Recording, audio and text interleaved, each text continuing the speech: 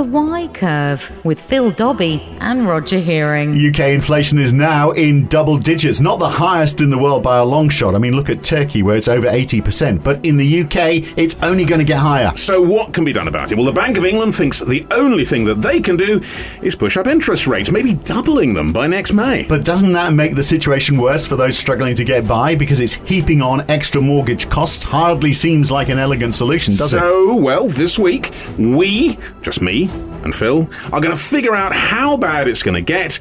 Is there a smart way out of this looming cost of living crisis? That's all this week on The Y Curve. The Y Curve. Well, astute listeners will already observe that we said last week we were going to talk about net zero this week. We lied. Yeah, that's no, we right. did. We lied. Well, we intended to, didn't we? But do you know what? We came up with a total zero on net zero, but... Well, we did. We went and we lined up guests. Oh, yeah. We went through that whole pre-interview process. The most eminent people imaginable. Exactly. But do you know what? They just didn't stack up, did they? We couldn't find anyone who made the grade. Which means we will get onto net zero probably next week. But in the meanwhile, what we've actually got to talk about today, and it's absolutely crucial, is inflation. I mean, it's just there. Now, I suppose the point for non-economists like myself is inflation was predicted. I think we were told it was going to be transitory, but it is there and it is bad. It's double figures now in the UK, first time in 40 years. Yeah. I suppose the point is, obviously, prices go up. We see that. It's petrol, it's food, it's all the rest of it. But is this a simple inevitability of coming out of the COVID period and the Ukraine war in the background? Is it just something we can have to live with? Well, I think it is. I mean, inflation is always transitory, isn't it? I mean, it's always going to go down at some point. It's not going to, because if it's always going up, then you've got rising prices on rising prices. So it's an exponential growth. Then we really do have problems. So of course it is transitory. And it is because of all of those things that you said. It's just maybe it's happening a bit longer, and the impact is a bit higher than yes, people expect. You've got some experience. Well, not experience. I mean, you're about the same age as me, so I suppose you've lived through inflation in the past. But very different ones. But that's what I mean. Is this something unusual? Is this something that is just part of the weather, or is it something that we have to deal with? Well, it is completely supply driven, isn't it? That's the thing. We've got a shortage of supply, and we've got people with money, and that's the problem. So people are out spending, and supply. Well, who are these people with all this money? Well, you'll be surprised. I mean, most people, people who've come. I mean, it obviously does vary depending on the income bracket. Certainly, the people who are at the top end have got a lot more money because they managed to save because they weren't able to spend. So they had this latent demand. They wanted to get out. They wanted to have those holidays. They wanted to go out and have dinner. We're having a lot more people going out for dinner around the world. But there's not enough dinner to supply them. Exactly. There's not enough food, and then if there is enough food, there's not enough people waiting on the tables. So if you look at where we are, so inflation at 10.1% year on year this week, up from 9.4% in June. It was expected it was going to get into double digits. It is going to go higher. This is, if you look at where it is, what's driving that, it's a 13.5% increase in goods and a 5.7% increase in services. So that's from last time, or actually going back a few months in April, goods were increasing at 12.4%, services were increasing at 4.7%. So both are going up. But the increase in goods is that much higher because we just can't get the goods out of China or, the supply chains. Why can't we do that? Well, in China's case, it is because they keep on locking down because they are worried about COVID. And they have their own economic problems, of course, as we know. Absolutely. So, I think, and then also a big chunk of this obviously is oil as well. But, that oil and gas and the oil issue might go away fairly quickly. And we might see inflation starting to come down. Why would the oil thing go away quickly? Because the whole point surely is the Ukraine war is continuing and the ramifications are continuing. So presumably the demand for oil and the lack of supply will still be a problem. Yeah, it's interesting, isn't it? But oil is very volatile, and it got up to Brent crude got up over $120 in June, $120 a barrel. It fell below 110 for most of July, and in August it's been hanging around for less than around less than $100 for most of this month. So it's a good question why. Maybe it is because we are consuming less, and there will be this expectation perhaps that there's going to be more of a slowdown. So oil prices are always looking towards the future. So if people believe, there's going to be less demand because there's going to be a recession, then you see oil prices coming down. And also because people are anticipating the slowdown in China. You can see the fact the Chinese economy is not expanding in the way that is a big chunk of it. They use a lot of, a lot. Right. So then energy, or let's say oil prices, start to come down. Yeah. Does that just mean everything will follow? Because obviously the nature of inflation means I need to be earning more in order to pay for things. So as big prices like oil and gas come down, does that also mean that inflation naturally recedes? No, because you've still got to employ people and we've still got those supply constraints. So it might help a bit, but gas is not going down, and that is our big factor. So if you look at Dutch gas futures, mid-June around 95 euros per megawatt hour, up to around 170 or 180 in mid-July. Now 230. So from why is 95 gas different? to 230. Well, I think it's just the nature of what we consume. It's more of we're using it more in our homes. More businesses are reliant on gas. I mean, we use oil to drive cars around. If there's less demand for goods, there's less trucks going around. If there's less planes flying, there's less airline fuel required. But gas is non-elastic, isn't it? You need to heat your home, and it's only going to get worse, of course, in the winter that's coming along. So I suppose in the position that, so if we rope off energy prices, say oil probably on the way down, gas less likely to be so. Although I suppose, and again, there may be diminishing of demand, people understanding that there are problems with this, certainly in industry. Okay, what about the other big things? Food, services, so commodities generally. I mean, are they going to come down as well? Well, they will if we consume less. And this is the whole idea, isn't it? This is why the Bank of England and other central banks are saying, well, okay, we want to try and rein in inflation by pushing down consumption. Which is, when supply is so low, I mean, you're going to see a big hit to the economy. And what I don't get, and this is where I think the Bank of England and the other central banks are wrong, how you can do that without causing a recession is beyond me. How can you say, well, okay, consumption has got to come down to the level where supply is, and supplies we know are very low, so they've got to come and meet somewhere, and supplies aren't going up. It's the meeting is all that drop in consumption. Then that's going to cause a recession. But the recession, I mean, people have this, the big R word, the thing everyone hates. I mean, it is, by definition, 2 consecutive quarters of negative growth, right? Yeah.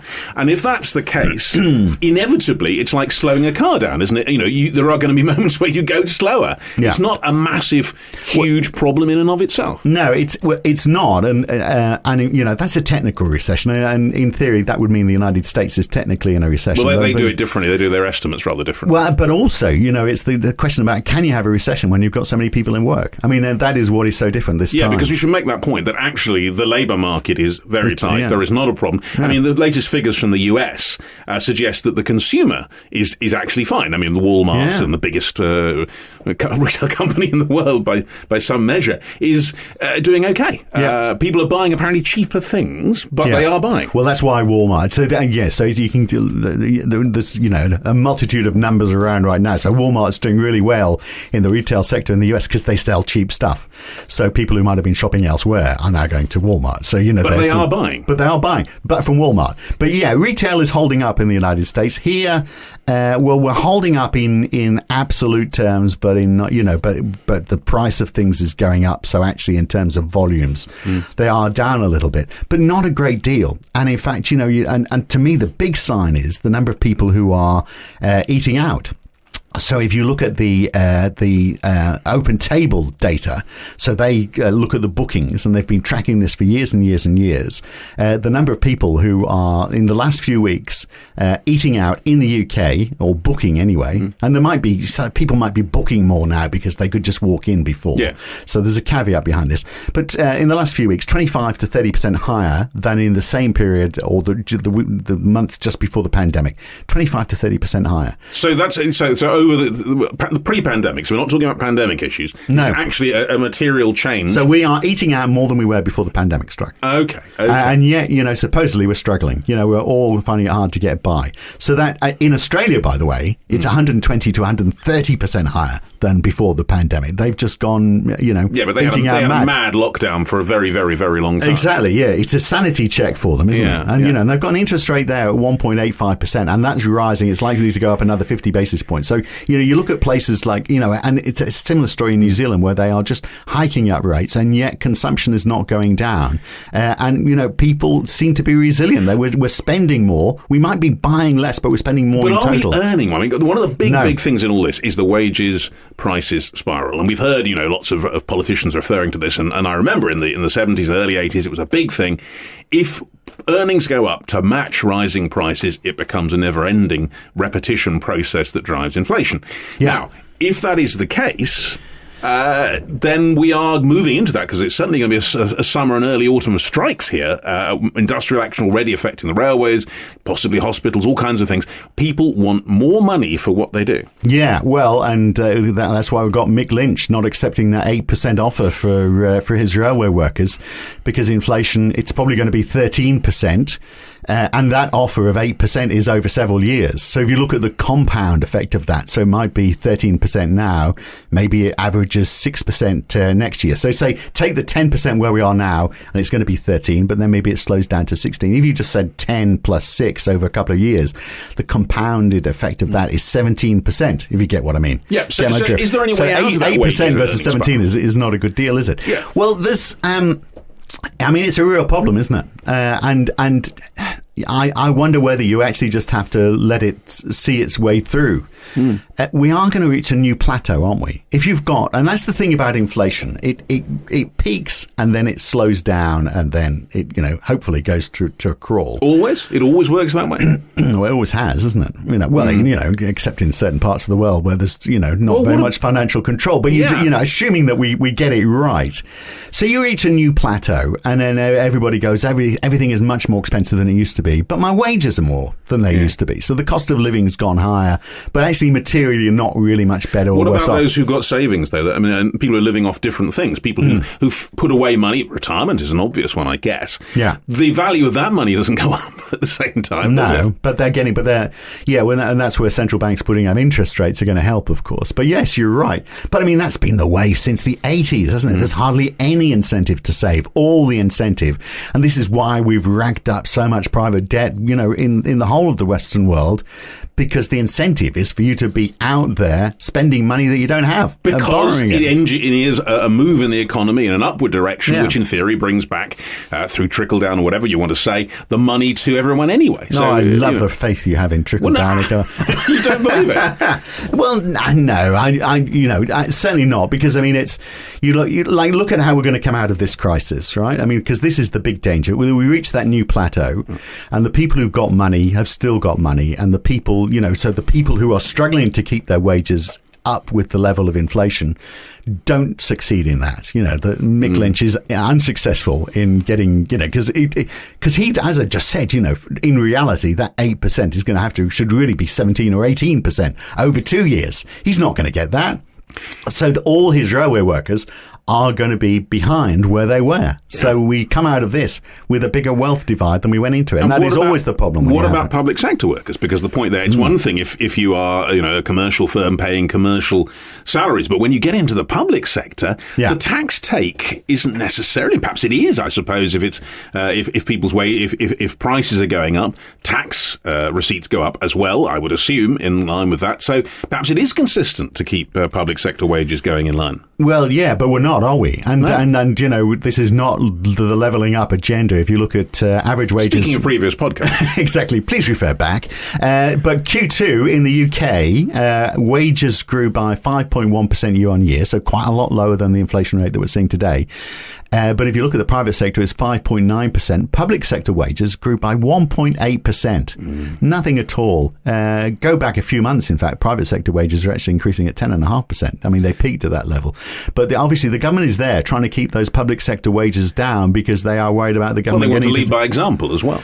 There's an element of that. Yeah, but that's not going to work, is it? I mean, it's like you're working for a company that's making big profits. You go to your boss and say, hey, cost of living is going up 10%, or let's take the retail price index over 12%, and it's only going to get higher. And I want to keep in line with that.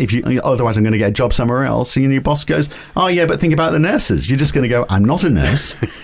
But a lot of people will not be nurses or doctors or any of these things, or in the education sector, because the price difference or the earnings difference will be so huge, and their ability to cope won't be there.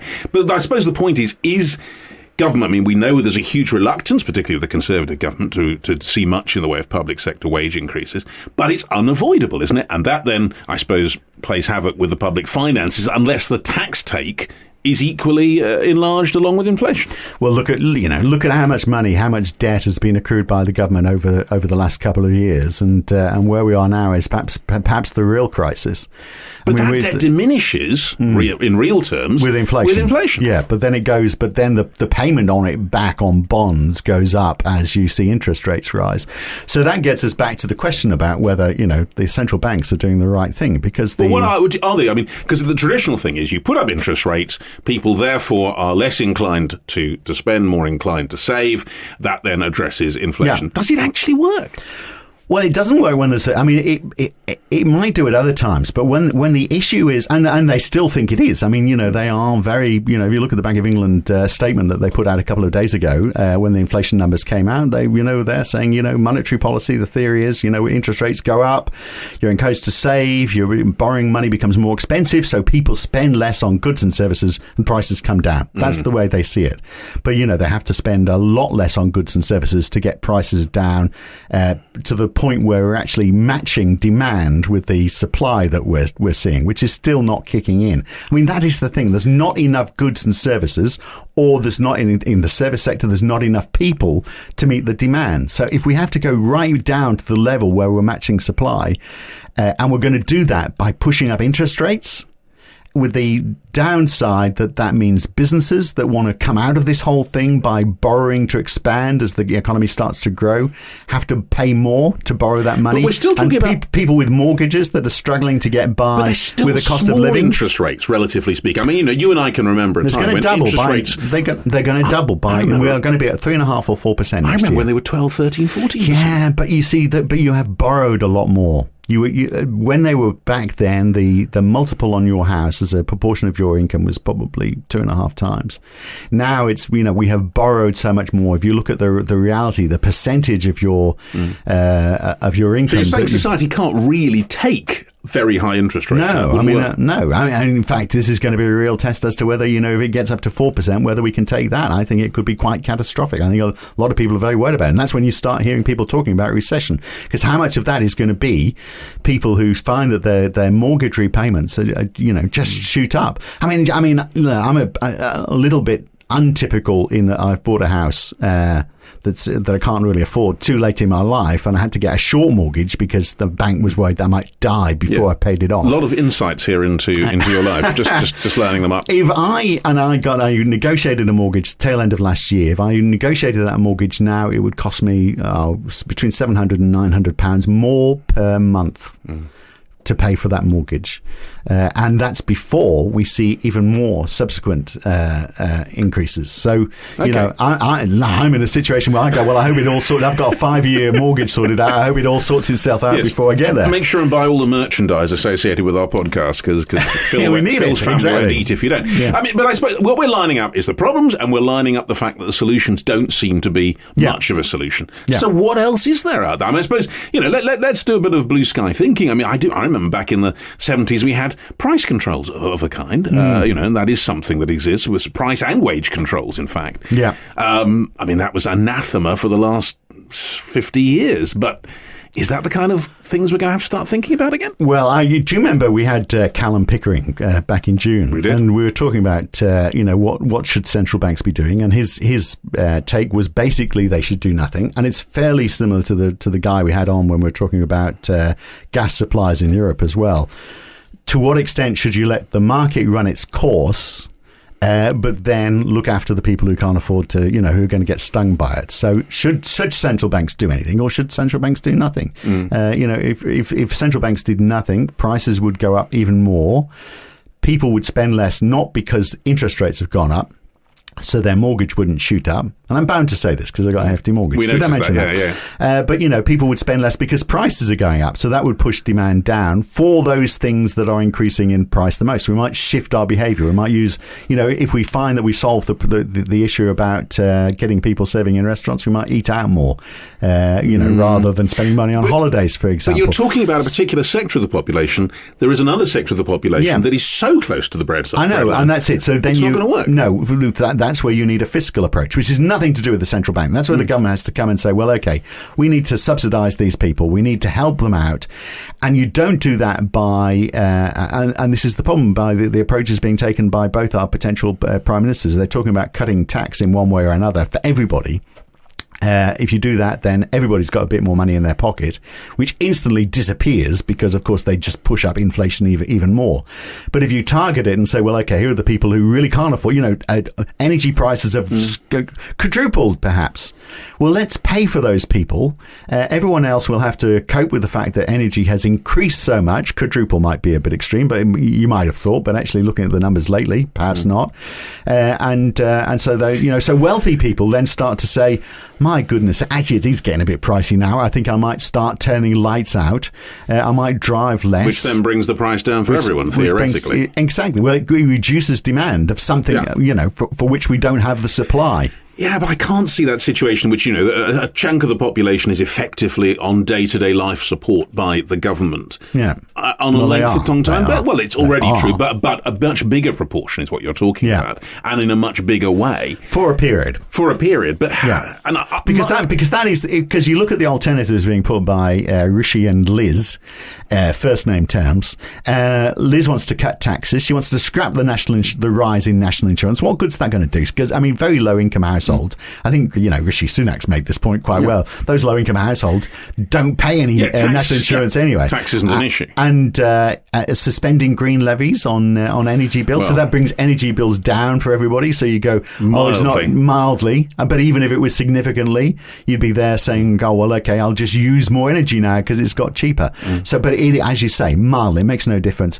Rishi, I'm talking about making no difference. Rishi wants to cut VAT on energy, which is 5%. He wants to cut it down to zero. I mean, that's going to make bugger all difference as well. And again, if it did, then it would make energy cheaper. That means consumption would go up, and therefore we're stuck in the same old problem. Okay, well, I mean, we seem to be doing nothing but listing problems and lack of solutions. But what about the sense that I always have that in the end, the system tends towards working just because in the end, money spent, people expanding, people spending, people saving is part of the way that we all want to be. So naturally, we will gravitate towards that. If energy is too costly, we won't use as much of it, which means in the end, the energy suppliers will have to bring their prices down because otherwise we won't do it. So there's a natural change in that way. People who have lots of money are investing it. They want to put it into things where they're going to get a big return. They're not going to get a big return if we're all stuck in recession. So I mean, there will almost certainly be a shift in the behaviour of what we do. And I was talking about that before, about how people are going to restaurants, and perhaps they're doing that more than travelling because it's easier to go to a restaurant. You're not going to, you can have a good night out. You're not going to wait 7 hours at Heathrow or Gatwick. Exactly. So and we might find we have more of a shift in behaviour. So we'll come out of this thing with, buying things in a different way. I mean, we went through the big problem as well, was if you look at the consumption of goods, it's actually not too dissimilar to what it was going into the pandemic. The issue was that we went goods buying crazy because sitting at home, twiddling our thumbs. We had little else to do. Except for, open up Amazon and start getting things delivered to our house. At least you get to see someone as well. You get to meet the delivery guy. So we went all crazy on buying stuff. So that behaviour has got to shift back again. And, and we've got to see the services sector grow. The issue with the services sector is that, as we've said, there's not enough people.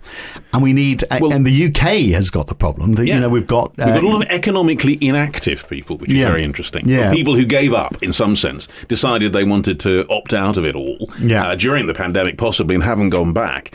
Now, which is a curious thing, isn't it? Because they presumably have no disposable income. The Great Resignation, which is not just the UK, that is all over the world. All the 50-plus people people like us. I mean, we are troopers, aren't we? Oh, Because we are carrying on forever, probably. Also, the nearly destitute with very high mortgages as well. Yeah, so because you might have missed that when Phil mentioned it earlier. There will be a number to call where you can pledge money. Yeah.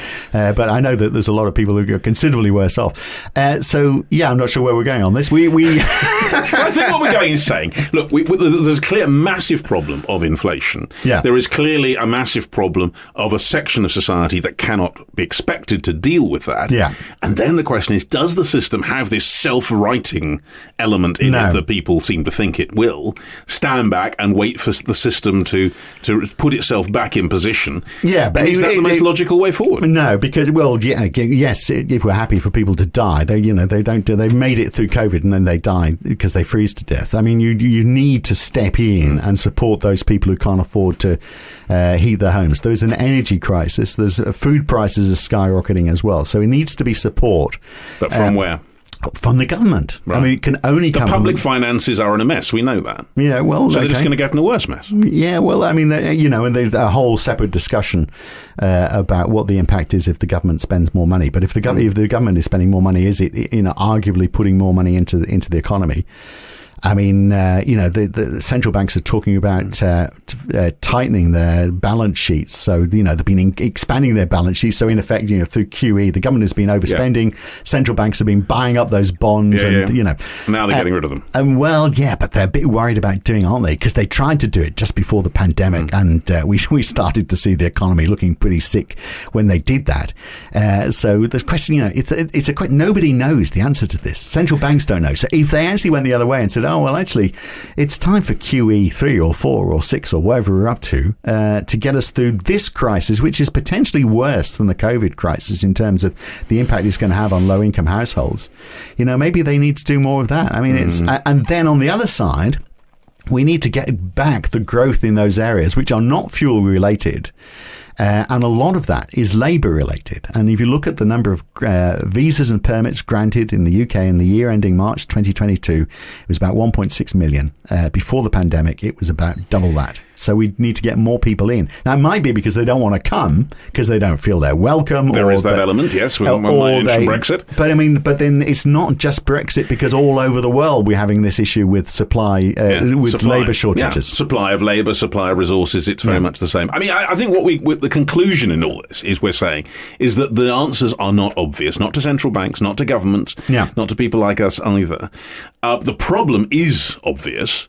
And I suppose the question really is, are enough people thinking in new and different ways to try and get out of this? Because it doesn't seem to respond to the old solution. And I think the answers are obvious, and I think there's going to be a political fallout from this. Either the government is going to have to, first of all, they're going to have to do a U-turn on taxes, because that is just nonsense, isn't it? Well, it's ways of getting people to vote for you in a party election. But I mean, if they do it, if they were to follow through on it, either it would do nothing. If it did anything at all, it would make inflation worse.